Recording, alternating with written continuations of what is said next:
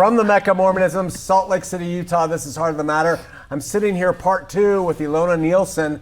Last week, if you haven't watched it, you should see part 1, because she just lays out the background of her life in what she would call Londonderry. I almost said Northern Ireland, but it's British Ireland, maybe. And she just gives some backstory. It's really important to the makeup of who she is with her husband and what's going to happen now as we unfold into life. Thank you for joining me again. So carry on. We left off with Eric making noises and throwing his arms crazy. We left off with you talking about being in the car. You've gone through the endowment, Mormon endowment, which we explained, and you're hearkening back to a time when you used to play in the Masonic temple. And you didn't know what to do. The stake president was called that night. You went in and you had pressure now because you got to get married in 2 days and families coming over from Ireland. And so what happens? So he talked to me, and there was nothing that he said that took anything away, or there was no abracadabra. It was just kind of like, it's a little bit unusual, but you'll get used to it. And to be honest, when you're sitting in there and you love and you trust your parents so much, and you look over and you're like, well, this looks unusual, but they love me and they wouldn't bring me into anything that, you know what I mean, that was weird. And you look over and you see your siblings or the people that are closest to you in the world, and you look and you see the person going to be your spouse, and you're like, well, he went on a mission and he's, you think, well, maybe it's just me, like maybe I don't have enough faith, or this is weird, but I will get used to it. You just try and do mental gymnastics to make it okay, to kind of settle your thoughts a little bit. That makes great sense. And just to jump ahead, which we're not going to do in terms of chronology, but those mental gymnastics, did you find yourself continuing to do those throughout your life? Olympian? Yeah, Olympian. Yeah. And so just so that we can have some application to our audience, what do you say to people now? We're going to get to your story, but what do you say to them now who are doing those gymnastics? I think you can only do it for a particular period of time, otherwise it'll manifest in another way. Either you will have mental health issues or problems, your health will suffer, your relationships will suffer. I don't think you can do it on an ongoing basis because it's exhausting, and no matter which way you try and make it work or fit, it's never going to. It is really astute of you saying that, because it's so important to our audience for seekers. You have to have been a seeker for you to have these gymnastics being necessary, because people who don't have the gymnastics, they don't care. They just live it, right? But if you're a seeker, that's who this show is too, seekers, that things aren't adding up in your life. That if you know you're playing these gymnastics with yourself, and what Ilona says is it's gonna manifest some way or another, and that's not good. So you're done the gymnastics, your husband and you married here, Salt Lake? Yes, we got married in Jordan River. Jordan River Temple. And did you stay here, move back to Ireland? What's going on? Initially we stayed here just because he had 3 years of college done at that stage, and I wanted to live in Ireland. He had gone to the universities there to see if he could go to school there, but the education's very different, the system's very different. And so they told him, instead of having 3 years of college credit, that they would only, because it was American, give him like 1 year of college credit. And I said, well, that doesn't make any sense, to waste those 2 years. I said, so I'll come here for a year and we can finish school. We ended up staying for 7 at that stage. BYU, U of U? University of Utah. All right. Yeah. That's good. Sorry. So many Utahs at Utah Valley. I don't know. Yeah, I know. Sorry, Utah State, Logan. Yeah, Utah. Yes. Her husband just grabbed his heart. So did you guys live in Logan, Cache Valley? We did for a year, yeah. Oh, okay. Yeah. That's the real Mecca of Mormonism. Yeah, it was. That is, and did you find yourself assimilated, except for the Irish different, Ireland and... it's okay. Yeah. Did you find yourself still having trouble assimilating? Did you yearn to get back to Ireland? Very much so. Okay. Very much so, yeah. I just, So, I mean, I was raised in a very strong Mormon family, but I was not a cultural Mormon by any stretch of the imagination. I didn't bake, sew, knit, cook. I just didn't do all those. No prairie dresses? No, well, I had one my mother-in-law bought me. I would pay money to see that. I'd pay money to see this woman wearing a prairie dress right now. So culturally did not fit in at all. And it was kind of the reverse, because in Ireland, I did not fit in a religious sense at all, but culturally I fit in. And then I had the flip-flop where culturally not at all, but religious I fit in. So it's like in both places, didn't fit in, but just in a different way. Here, the assimilation that was difficult culturally, do you think that because of your education experience through high school and grammar school, that you were exposed to more, maybe a higher level of culture, and so you just weren't about the things that the LDS culture in Utah is really about? Yes. Very much, okay. Yeah. So 7 years go by, do you have a child yet? So we were married for 6 years before we had our first child. Okay. So, a beautiful girl. Yes, and so before she was born, though, we lived in, we bought our first home, we lived in Provo. At this time, Shane was working in San Francisco during the week, so I was just there all the time, and he was kind of coming back and forth. And this was one of the biggest, massive turning points. So one night I was just totally bored, didn't kind of know what to do, jumped into bed, thought I'll just read my scriptures, pulled them out. So when I was growing up, I was very much based in the New Testament. We were taught in school every day. We had assembly and knew all the Bible stories, knew those more than the Book of Mormon stories, which is probably the reverse of a lot of people here. Pulled out the scriptures, flipped through, landed on D&C 132. Wow. Boom. My world collapsed. Wow. Collapsed. Second collapse. It was bad.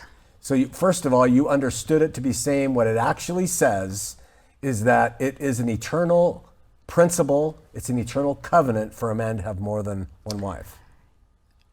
Yeah. Well, here's the problem. When you go to school here, you hear rumblings, or you hear this, or you know this about Joseph Smith or Brigham Young. Because I had nobody in my school who was Mormon, I heard nothing. Because I grew up as an only child, I heard nothing. Because we had no, there was no internet. And then we didn't have LDS newspapers, so I knew nothing about polygamy. And I read this and I phoned my husband in tears, and I'm like, what is this? Like what is this? It was terrible. Wow. For those of you who don't know, Doctrine and Covenants 132, the LDS people have, it's called the Doctrine and Covenants, the gathering of revelations that the founder Joseph Smith apparently received and recorded them, and they're in the Doctrine and Covenants. And the section 132 is God telling Joseph Smith about this principle. It's really important. It's an eternal principle within Mormonism, that multiple wives is of God. It is an eternal principle, and to inherit the highest degree of the celestial kingdom, or even to enter, no, maybe not to enter, that to get to the highest degree, you have to practice this. So that's why Joseph and Brigham and many others around them practice this principle of taking on another wife. What's fascinating to me is, one, you were able to read it and see what it was saying. But that's probably because you weren't indoctrinated with a different interpretation. You just read it without the culture. Yeah. So how did Shane respond? Did he say, honey, it's a principle? I really don't remember. I know it didn't, it wasn't sufficient. You know what I'm saying? The answer wasn't good enough for me. And then the mental gymnastics just amplified, because you really had one of two choices. I either had to, down the road, subscribe or be a party to this, which would just about kill me, or I could not be with this person, which would just about kill me. So either option, I was snookered. Wow. And I couldn't find a way in my head to make it work. Did you talk to other people in the church? Yeah, I went and talked to the bishop at the time in our ward in Provo, and he was a really nice man, and he just said, well, my wife and I have talked about it, and we've decided that it's not a thing right now, and if it's a thing down the road, we'll look at it. Again, that wasn't good enough for me. It just wasn't enough. Yeah. It was too big of a nag back here, you know. So you're doing the gymnastics, the nag is still back there. Did you talk to your fellow sisters in the Ward of Relief Society, the girls you walked with through the neighborhood with your kids and strollers? Did it come up or no? I went into work the next day, and we were a really close group, and I was like, what the heck is this? Like, I was just devastated. So I remember that night we went out to Michaelby's, a whole big group of us. My husband was in San Francisco. There was a group of us went out. These are kind of all people that had been on missions. Nobody liked it, but everybody was like, yeah, it's the way it's going to be. It is what it is. And I am sitting there and just, I don't know, just blew my mind. Blew my mind that people were, there was kind of like a blasé about it. But everything about how I had been raised was like, we were like so committed and so, do you know what I mean? So it would be an expectation, and coming from a male dominant household, it wasn't a problem for anybody else. So we're going to take 1 second here because I want to stay on this topic for our audience. Sure. So that's plural marriage. Yeah. It is not polygamy because it's really polygyny, meaning that a man takes on more than one wife. It's not that a woman can take on more than one husband. That's polyandry. So we're talking about the doctrine in the LDS Church of a man taking on and being sealed in the temple to more than one wife.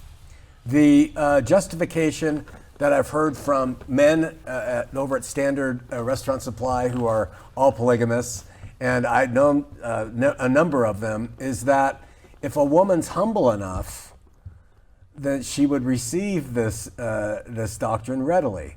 What do you say to that mindset that is prevalent in the LDS mindset? Well, I would say a lot of things. I mean, what's good for the goose is good for the gander. Why can it not work the other way? Why can a woman not have many husbands? Can we go back and forth? What do you mean? Well, they would say, I would say as a polygamist, well, it's because I can father many spiritual children in the future, where you can only conceive of one at a time. Well, I looked at the way God populated the earth, and if polygamy was a thing, then the ratio of male to female births would be completely different. It's basically 50-50, with the male birth order being slightly greater than females. So if it was really a thing, then there would be 7 females for every male born.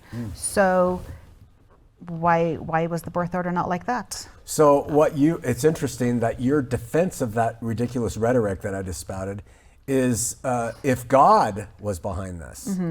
You say if God was behind this, then. And that's a great way to approach these things, is if God, who is love, is behind this, then. And so I wanted to bring that out.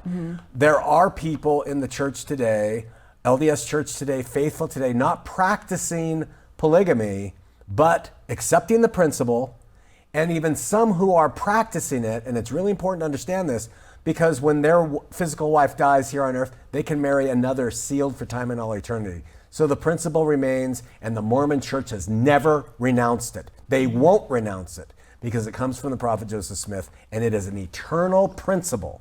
You got to understand that.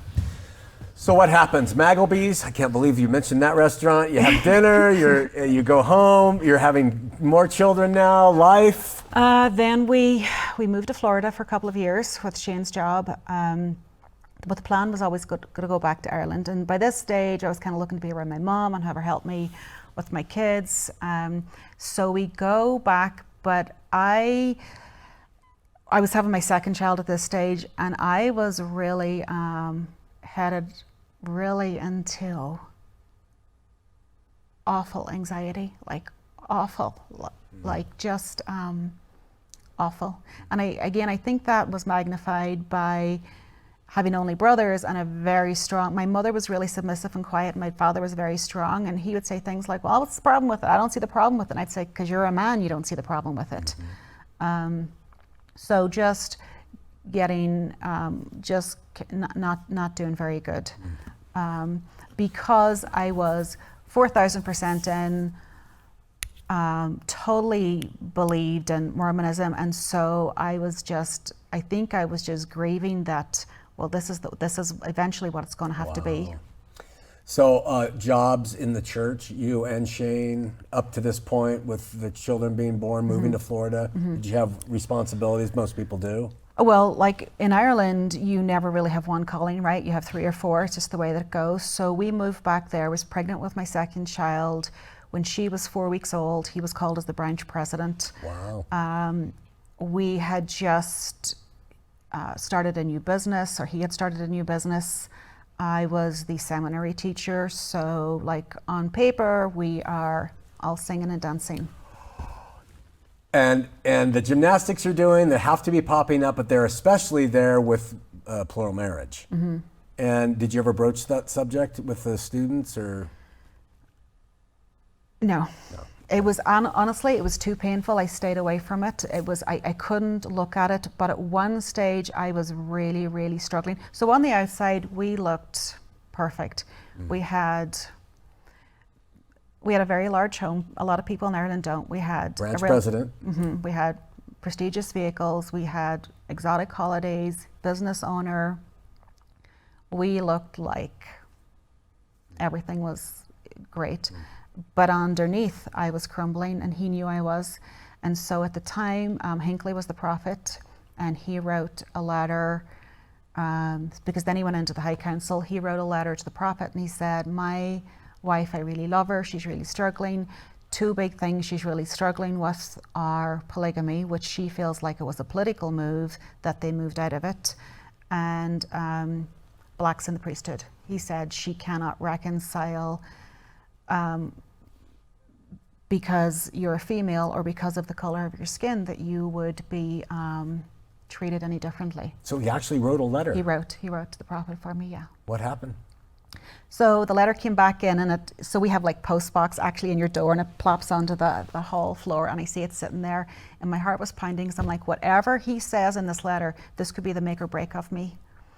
And we opened the letter, and it said, in a nutshell, it said, you need to get a testimony. Oh, it's so reprehensible.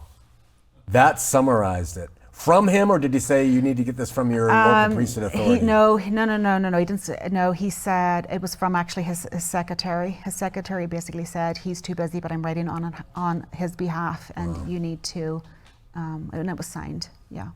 Unbelievable. This is so important. Did you hear? Can you hear? She's talking about a branch president, a high priest, the high council, writing to the prophet and expressing all this, and the message back through the priesthood and all this hierarchy. She needs to get so what'd you do? Did you get a testimony? You had a testimony.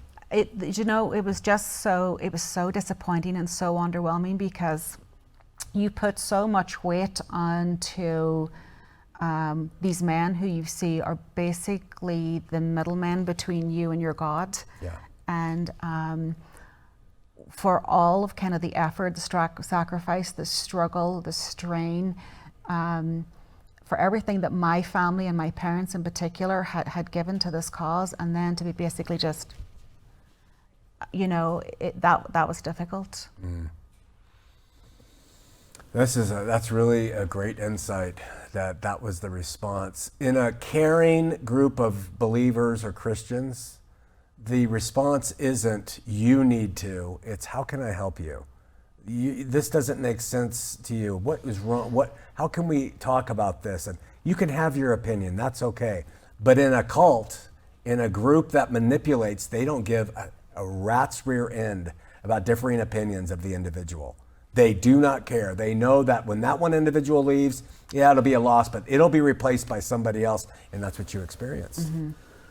So going on, more children, more gymnastics. So then we had our third child there, and Yeah, the gymnastics, that just kind of kept going and going. And I find myself with my seminary kids, so they would come early morning before school. So my husband was getting the kids up into school. They'd arrive in the dark. And of course, there's a 4-year cycle of study. The Bible, I was like, great, it's the Bible this year, it's New Testament, great, I love this year. When we got into the other years of Book of Mormon, Portfolio Price, Doctrine and Covenants, I really struggled. I struggled particularly with Doctrine and Covenants, and I kept it all Christ-based. Wow. That's all I could do. You were already doing it. Yeah. What did you tell Shane about this, and what was his response? He knew I was struggling with the polygamy thing, Yeah. and I think it was just one of those things like it's too painful. Let's just not go there. Like, let's just avoid it. And he didn't know what to do either. Yeah. You know? You don't know what to do. Mm-hmm. What so we explained to the audience, really summarize this. Polygamy, we understand. What's with blacks in the priesthood, so the audience gets it? Well, what bothered me up until 1978 is anyone of color was not allowed to be a member of the church or have the priesthood. When you go back in history, very early on in the times of Joseph Smith, there were actually members of color. So it was something that came about after that. But to me, whether it was your gender, which was the polygamy, whether it was the color of your skin, which is the racism, or now it's the LGBTQ issues, it's just discrimination. They're all offshoots under an umbrella of discrimination. Okay, yeah. And I just thought, well, if someone's discriminated because of the color of their skin, it's no different to me being discriminated as a second-class citizen to be a 19th wife or whatever. It's just discrimination. Same and thing. I didn't see God like that. Like, when I look in the New Testament, it tells me regardless of creed, color, whatever, God sees us all as the inner person. Right. You know? So now I have to jump ahead a little bit here to our Christian audience, many people who are Christian and some LDS still. The LGBTQ question. You see in your mind, in your heart, the same prejudice and toward women and toward black people and toward LGBTQ as all in the same source of discrimination, non-love, non-agape love, and not part of the true New Testament Christian stance. Is that true? Is that correct? I probably even see it simpler than that. I just see it as a lack of kindness. Just basic human kindness and respect. And I don't think that I'm above or below anyone. I really think that we're all equal.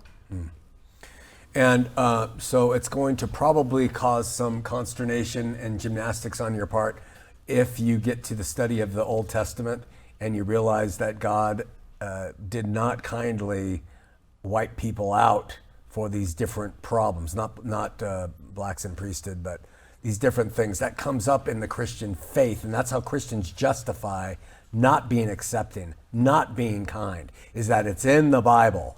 So just as a preface to the gymnastics that may come in your life, how do you see that now?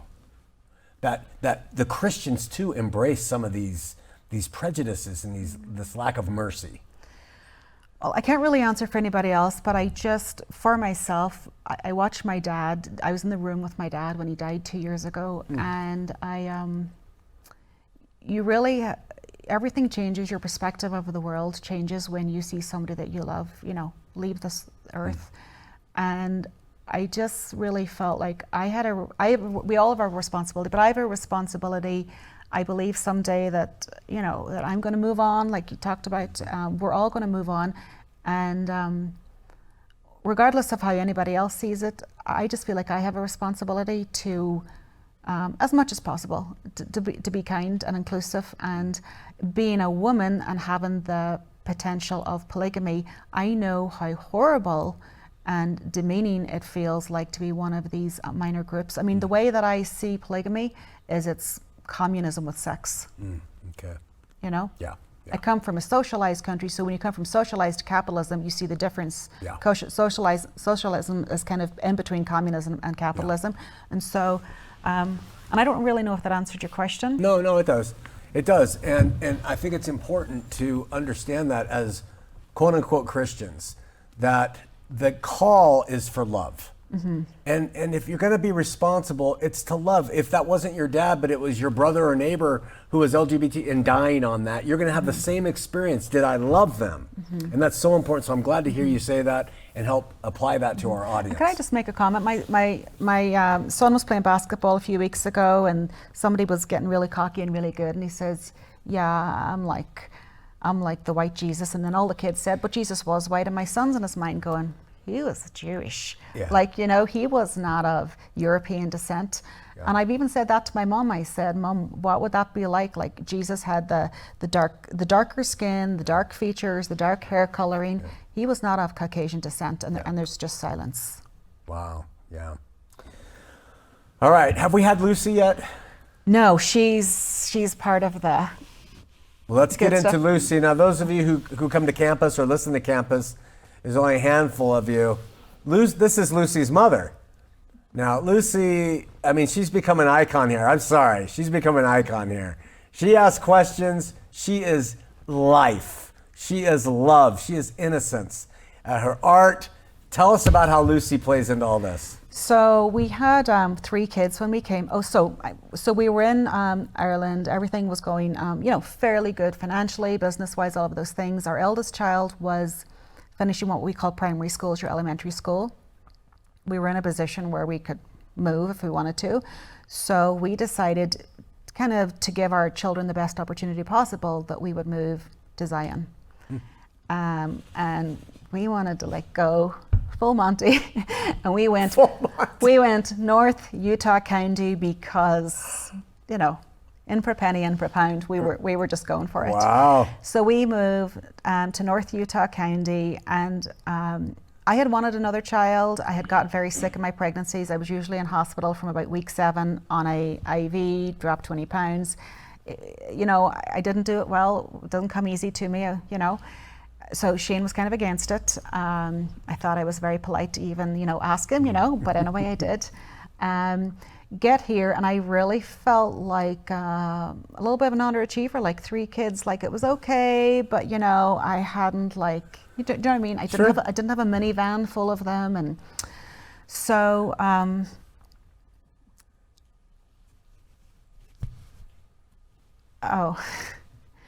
sorry.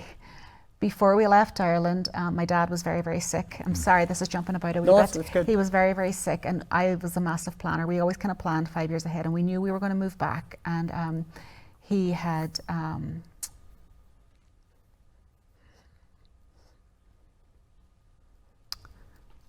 kidney failure, and they tried dialysis, all kinds of dialysis, and nothing worked. So I thought, I'm going to go to America, and if my dad dies, then my mother will be left on her own, and I can't do that. So 3 months before we moved to America, I gave him a kidney. We did a transplant. I was only the 19th person ever to do a live kidney transplant in the country. They didn't do lots of it. So I tried to leave things as well as I could there before I left, because I knew it was going to be hard for my mum to leave. So I was trying to take care of my mum and dad, but I was also trying to take care of my children. I was kind of in between. And before we left Ireland, and I only had 3 kids, I was like, well, I would go on the operating table to give a child life and have a child birthed. So why would I not do that for a parent? So anyway, my husband's just telling me to say that bit. So I left it kind of as well as I could, leaving there, and then to come here and do the best I could for the kids. You can tell through our conversation, and even the fact that Shane's reminding you of that, how much you love your parents and how much you respect them. And then this just confirms the fact. So it must have been difficult, but you came to northern Utah County. Yeah. Established home, wanted another child, and? I got one. So we moved into what I would call a super Mormon neighborhood. I called it like the Truman Show. It was beautiful, beautiful gardens, beautiful manicured. Good afternoon, good morning, good afternoon, good evening. All the children were fabulous. They were all concert violinists. They were pre-Olympic sports programs. And I was just trying to kind of keep my head above water. So I decided that I wanted to have this kind of last child, and she was, I guess, kind of like me, because now I had these kind of 3 bigger kids that were all off to school, incredibly inconvenient because my life was kind of in a nice place. My husband was at work all day, 3 kids were at school, and I have this little baby, and for the first 3 years of her life, she slept 16 hours a day. For some reason, I believe that about It's Lucy. the truth. She slept, and so what I couldn't, like, I was kind of housebound. What the heck could I do? I'm like there all day. My house was clean. Everybody was out, and so I decided I have this time in my life that I didn't have with my other children because I was really busy with the 3 of them, and I decided I am going to be the best Mormon that I can be. I now have this time to dedicate to it. I am going to get every church history book that is available in Utah, which is different than other places. If you just go into the regular like city library, there's rows and rows of church history books. They're not hard to come by. You know, you can get them in the ward library, but you know, so I just start to devour church history quietly, silently. Didn't even say to my husband, just on my own in my quiet hours. And the foundation of my life was annihilated. Wow. Wow. Again, I see God's hand in giving you a little baby that sleeps 16 hours a day, you using that time to seek, and the result was the foundation of your life. A guy named Reed here, he's very aphoristic. People used to say, why did you leave the LDS church? And he would say, because I got a library card. It sounds similar to you. Yeah. What do you say now? What do you say to people who know you, who knew you as prime Mormon lady, full of history, all this Latter-day Saint living? Your foundation's crumbled. Well, the people really won't talk to me. I mean, that's the bottom line. What will I say to them? People, they don't want to hear. So, in a longer answer to that, I just dove in and I became like an encyclopedia. I could tell you page, volume, number, section, whatever. And I stopped going to church for 4 months, and the bishop called me in, nice guy, and I just laid it all out. And I was absolutely desperate. I just wanted him to say something that was going to restore my kind of like perfect life that I had. And I lay it all out. I'm sitting there in anticipation of this great answer. And his response to me was, who have you talked to in the ward? Wow. Wow. That's monitoring, isn't it? That's protecting. Yeah. Wow. Preemptive strike to make sure the damage is limited. So he did not, or he said he did not know most of the things that I was talking about. So he said, I need to get you someone to speak to. And I said, great, I welcome it. Who is there somebody in the ward? There was somebody in the ward that everybody kind of thought was the person that was like, they knew everything. He said, no, I don't want you talking to him. He said, I'll get you someone. So he came back and arranged a meeting for my husband and I to meet with a church historian, one of the authors of the Joseph Smith papers. Wow. So we got an audience with him. We went into this meeting. There was the church historian, the bishop, me and my husband. And I went in with a stack of papers, probably this deep, and I just spread them out on the floor. And I thought, okay, if there's answers to be had, I'm having them tonight. And I said to the church historian, you know, where will we start? And he said, well, where would you like to start? What topic? And I said, let's begin with biblical Christianity. And he said to me, well, I don't know that much about the Bible. And I'm sitting there like, I'm a stay-home mother of 4 kids, and you're getting paid by Deseret Book. You're getting paid by the church. And I'm here to have an intelligent, factual, historical conversation with you. Show up, please. I was desperate for him to show up for me. Wow. Your strength is coming through. You just don't want to put up with BS. And I love that you're just saying, no, that's not going to suffice. So you leave the meeting with Shane. What do you do? Well, I mean, the meeting went on for hours, and I can just describe it as a tennis match. The bishop was here writing notes, and we were going back and forth, back and forth, back and forth. I was like, just give me anything. And what he did say, and I'm not going to say who his name was, but what he did say, and I did appreciate, he says, to be honest with you, he said, I have had doubts myself. And I said, well, I really appreciate your honesty, because now it doesn't make me feel as like I'm losing my marbles. And at one stage I had to excuse myself to go to the bathroom, and I heard him say to my husband, he said, your wife is incredibly sharp. And I don't say that to be, oh, look at me, I'm fantastic. But what I liked about that is I had done a 5 or 6 year deep dive into church history. I'd become well prepared, I was well informed, I knew what I was talking about. And so it was good for me to know that he recognized that I wasn't just, I didn't even touch polygamy on that conversation, because polygamy is so top line. I was like, Book of Abraham, let's go. Right? Wow. Kinder hook plates, let's go. William and Jane Law, let's go. That was one of my things. Like there were 3 Irishmen involved in this whole story with Joseph Smith, like 3 countrymen, and I'm like, let's go. William Law, who was one of Joseph Smith's counselors, who had the Expositor, the newspaper that was going to print. Joseph wanted William's wife Jane as a wife. William was from County Tyrone, which is the county right below us. William Law was heavily involved in, because the Expositor was burned down, that's why he was put in prison. Sure. Cyprus, who was another Irishman, he was the one who gave Joseph the pistol in Carthage jail. Wow. And then Michael Chandler, who was the traveling salesman with the mummies, he was also an Irishman. So I'm like, okay, I'm rocking up to represent people from my country. What can you tell me? And I just went home basically empty-handed. It was like the letter that we had sent to the prophet. I just came home and I'm like, I am seeking answers. Like my life depends on it. And the thing that was really hard is we had given up our culture, our country, our beautiful home, our businesses. I had taken my children from their grandparents, from their security. We had taken all our chips and going to live in Zion. And I got here and everything collapsed.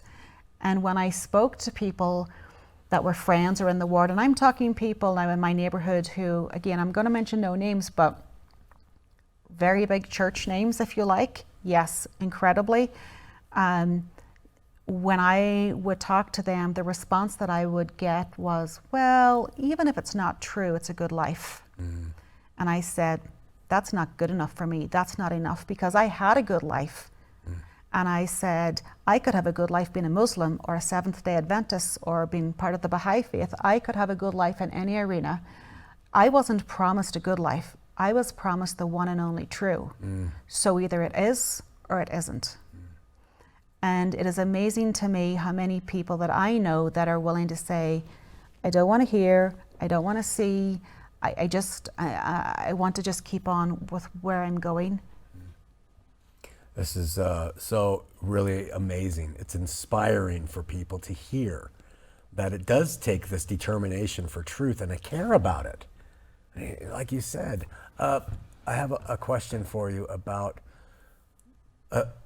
because we have some anti-Shawn people for the Mormon ministry, and they will say things like, well, did you seek out farms? Did you seek out fare? Did you hear from the intellectuals at BYU on their response to the Kinderhook plates, et cetera? So that's what they do now, is have you just looked at the anti-Mormon stuff, you talked to one church historian, did you look at the real answers, Ilona? Yeah, so the first thing that I said when I went into the bishop's office was, just to be clear, I said, I have not gone to any anti-sites. I said, everything that I come to you with today, I can back up historically. I had all my references. I said, I can tell you exactly what this is. I said, the Mormon Church does not need any anti-Mormon literature. I said, its own history is enough. Do you hear that? And that's true. It's enough. And now they've opened it up, haven't they? At least to some extent. A little bit more. Well, the term, I mean, there was a fireside in Logan this last week, but the term, and then Bishop Snow had said, the Fireside and Logan and Bishop Snow have basically said what they're doing now with the younger generation is a soft inoculation. Inoculation is, I'll give you a little bit of the disease now so you don't have a big bit later. And what has been said this week is they want to prevent what has happened to me to future generations, so that they can't turn around and say, well, I never knew Joseph Smith put his head in a hat and looked at a stone. You know, I didn't know all of these different scenarios. How is this? I didn't know that the Book of Abraham is really the burial papers of a man named Hor. Like, you know, so they're going to be now spoon-fed this in primary. So when they hear it, when they go to university or when they go on a mission or out into the world, they go, oh yeah, I heard that in primary. So they're saying now they're going to be very transparent, which is fine. But where was that transparency when I was growing up, when I was a child? Why, when I turn 40, do I have to be told a completely different narrative of, it's not the plates, it's your head in the hat, you know? I'll say, is it story A or is it story B? It doesn't matter which one it is, but which one is it? So because they hid the truth and they gave us a false story from your generation to my generation, going back older and older and older, we know there was something wrong with the dang story to begin with.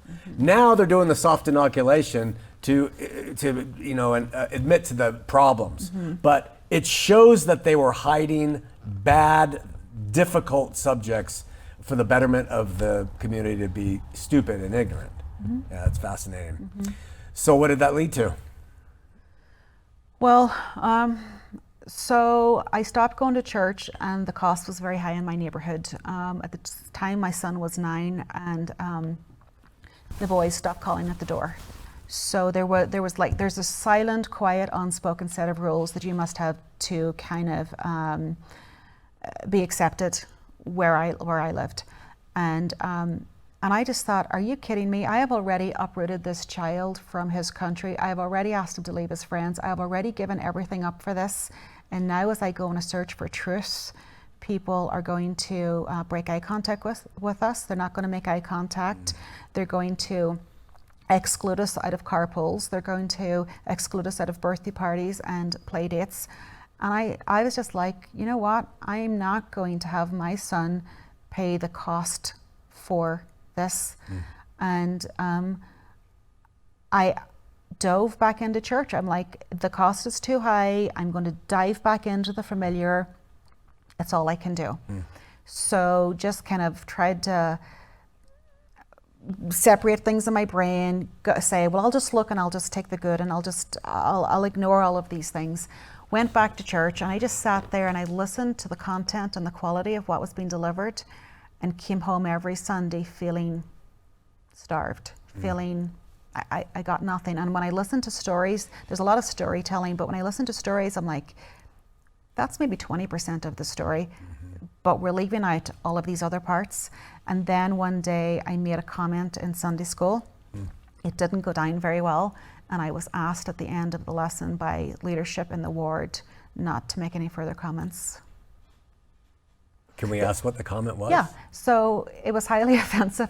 The Sunday school teacher began the lesson, and this was the person in the ward that everybody thought knew everything, began the lesson, and the opening question was, should we tolerate gays? And what was your response? Well, first of all, I simmered, like a pot of stew. I simmered for about an hour.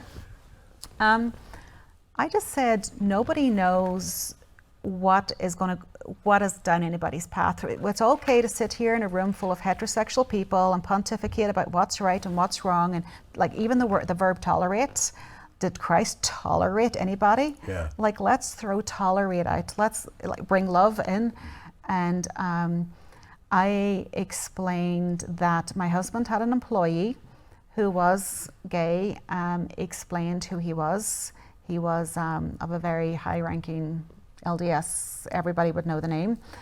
And I was told that I should not be making any comments. I should not be speaking. But here's the thing, is the bishop's wife was beside me, and she said in my ear, she said, thank you so much for saying that comment. She said, my brother-in-law is, and then this elderly lady was on my other ear, and she said, She says, my grandson's gay. And so there were people sitting in that room that were quiet and that were probably hurting and a lot of pain on the inside. And to sit here and listen to other people speculate whether this group of people were worthy of God's love, it was, to me, it was discrimination again. Yeah. And in your estimation, you can't know this probably, but in your estimation, how many people are sitting in the LDS church or other churches and hearing this rhetoric and in their minds are saying, I'm just going to be quiet, but I do not agree with the standard answer. Do you think it's more than we think, or do you think people are, yeah, that's right? I think people are waking up at an increased speed more than ever. Yeah. So if you took an aerial view of our home that we lived in and you drew like a triangle, out of 7 homes, there's 4 homes that are similar situation. Now, I was the one that was more, people started to kind of know it in the ward and people would kind of come to me, and then I kind of got to the stage, listen, if you really want to know, you kind of have to do your own research. You know, it's kind of I didn't want to be anybody's reason. If anybody was really curious, they had to kind of come to it themselves.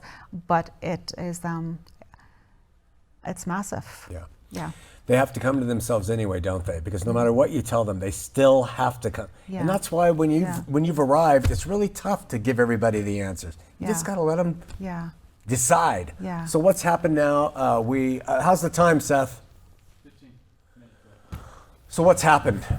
What did you do? What's happened? Because not suddenly, but I think when we met you here, when you were kind of figuring it out, maybe that's when you went back because of Noah. And you said, okay, I'll just go. What's happened? Well, I didn't tell my husband for a year and a half. Then he was afraid. He knew something was wrong, didn't really know what it was. I went to him and I said, if there was any other area of our marriage that I was struggling, you would help me. I said, I'm going to write a few titles on a Post-it note, give them to you, and if you could just even have a discussion with me. So give him those topics, polyandry, Book of Abraham, kind of all the usual things. And then I did a lot of crying. I knew the children knew something was wrong. So one Sunday morning we were sitting at the table having breakfast. I'm just sobbing. The children are starting to get worried. They think maybe we're getting a divorce. They don't know what's happening. And my eldest child was 16 and I just told them, I said, this is where I'm at. And just struggled for a few years because it was not a light thing, it wasn't disposable. I just couldn't throw it in the garbage like every part of my life, you know, as far as education, where we live, number of kids, like every decision we made was based on this. So it was really difficult to kind of make my own decisions and think for myself. So then one Sunday, my second daughter, we're having dinner at the table, and my second daughter said, she said, my first daughter had something to tell us, and I'm like, uh-oh. And she said, yeah, she's too nervous to tell you herself. And I'm like, oh, great, here we go. What is this? I'm like going, you know, worst case scenario. And she said that our eldest daughter, Alexa, she said she's seen the dentist, she's seen the stake president, she's seen the doctor. Yeah, everything's done and dusted. She's going on a mission. And the hard part of that is my eldest daughter is she's a really good rule follower, if you know what I mean. Sure. Yeah, just give her the set of rules and she'll do it. And what was hard for her is she was raised a particular way, and she was kind of only doing what we had expected of her growing up. It's very confusing for kids. So, have I gone off on a tangent? I feel like I have. You haven't. So what really happened is I felt like I was kind of keeping inside me like a dirty secret, like I was nearly living a double life. Like to the community, I seemed one way, but inside I knew how I really was. And like, I think we talked about this earlier, you cannot do that long term. And I started to have health issues. And I went to the doctor again and again, and he said, physically, you are fantastic, super healthy, blah, blah, blah. He said, but you were under so much stress.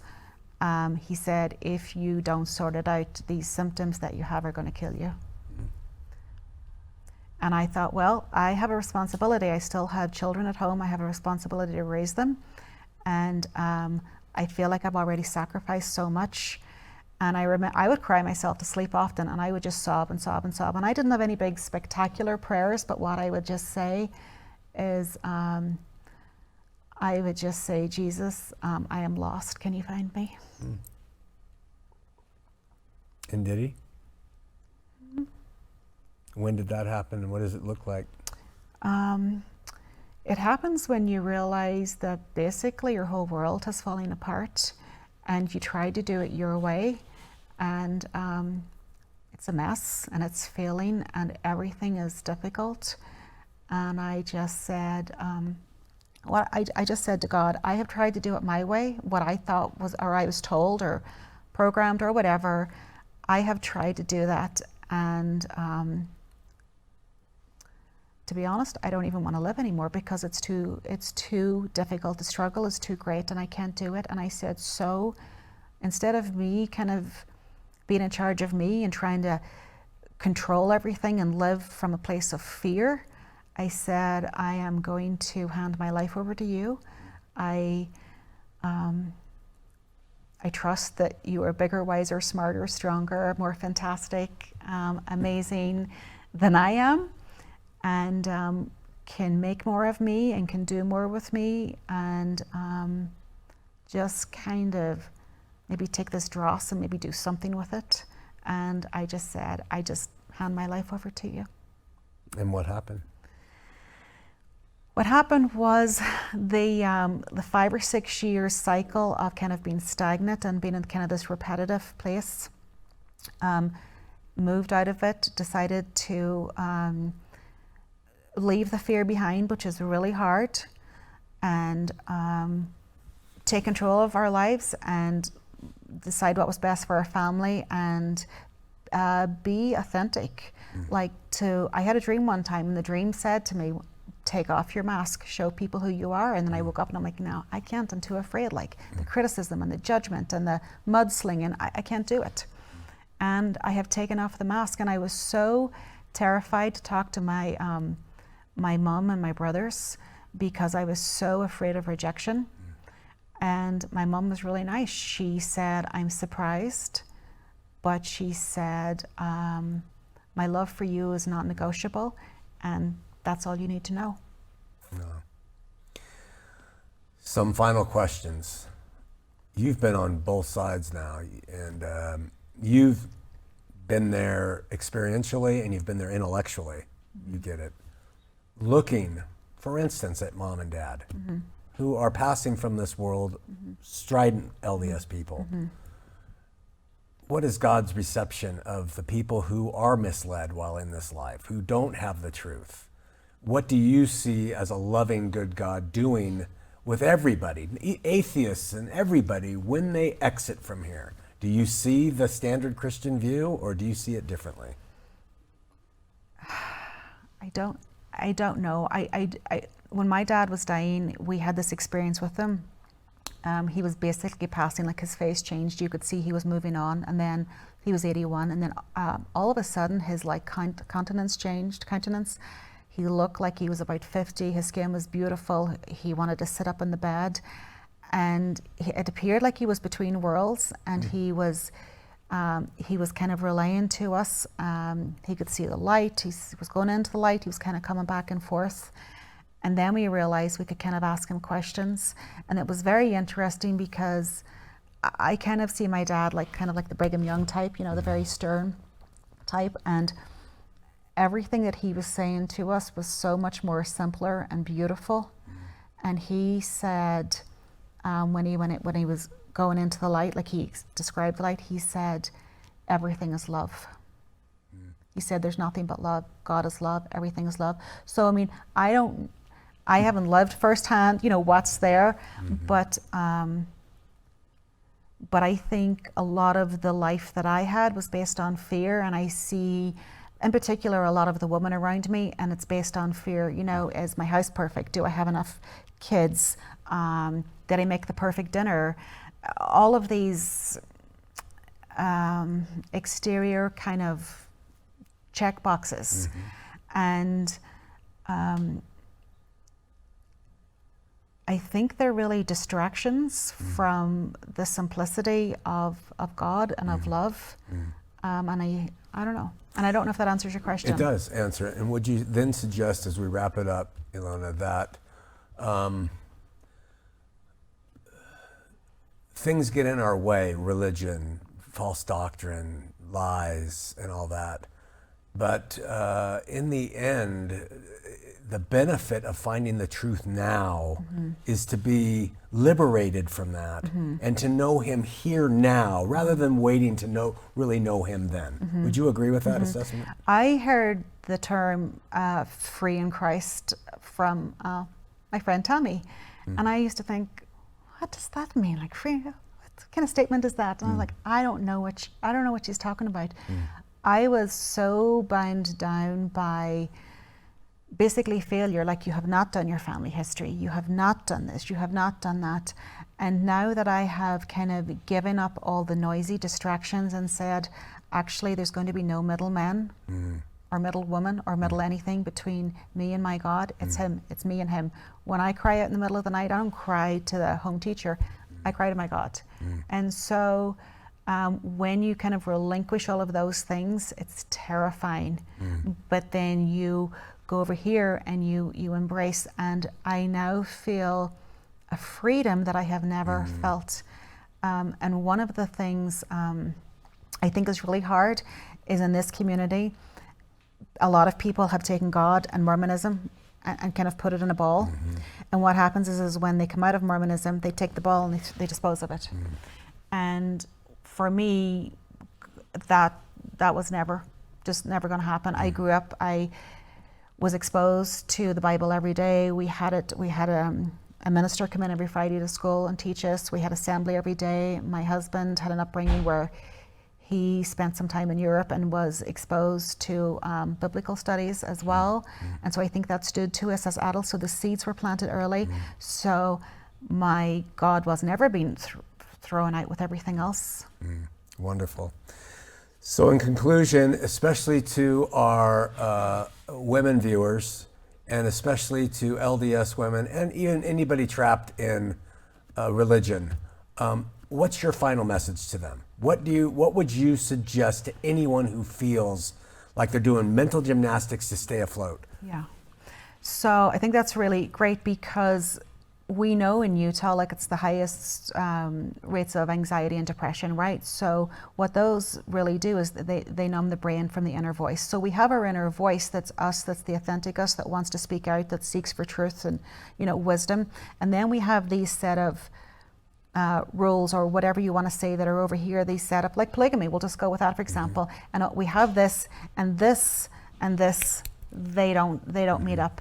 And the only real way for peace is to really give that inner soul a voice, or to listen to it, to really say, if I'm doing this over here and it's causing me so much angst, internally there's something that's not fitting together.